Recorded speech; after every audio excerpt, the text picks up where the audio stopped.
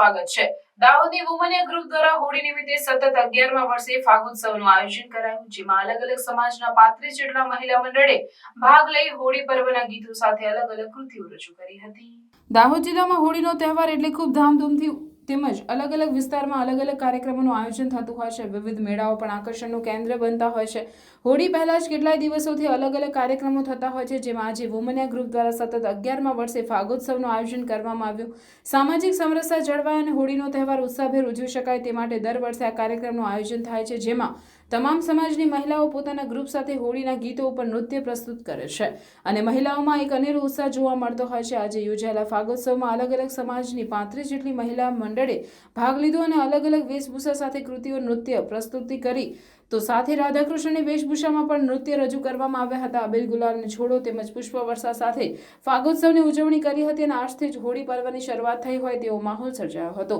મહિલાઓના આ કાર્યક્રમને પ્રોત્સાહિત કરવા માટે દાહોદના ધારાસભ્ય સહિતના પદાધિકારીઓએ પણ હાજરી આપી હતી અને મહિલાઓને પ્રોત્સાહિત કરી હતી। તો ત્યાં જ દાહોદના ધારાસભ્ય કનૈયાલાલ કિશોરે ફાગ ઉત્સવમાં મન મૂકીને ઝૂમ્યા હતા।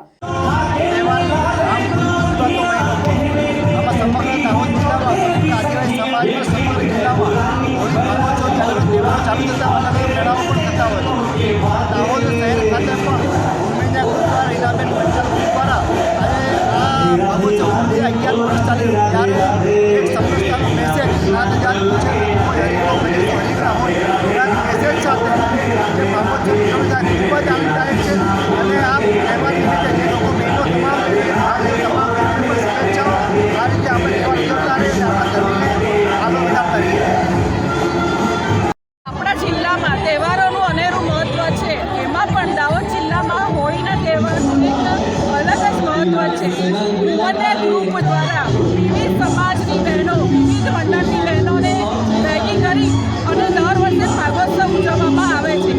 આ વર્ષ એટલે અમારું 11મું વર્ષ છે ઉજવણીનું છે, તેમાં પણ 35થી વધારે મંડળની બહેનોએ ભાગ લીધો છે, ખૂબ જ મજા કરી છે। 25 કિલો હળવદ ગુલાલ, 25 કિલો ફૂલ પાપડીથી ખરેખર હોળીનો ઉત્સવ બહેનોએ ખૂબ જ ઉત્સાહ અને આનંદથી ઉજવ્યો છે। સૌ દાહોદ નગરવાસીઓને હોળીની ખૂબ ખૂબ શુભેચ્છાઓ। આપનું નામ? રીના પંચાલ।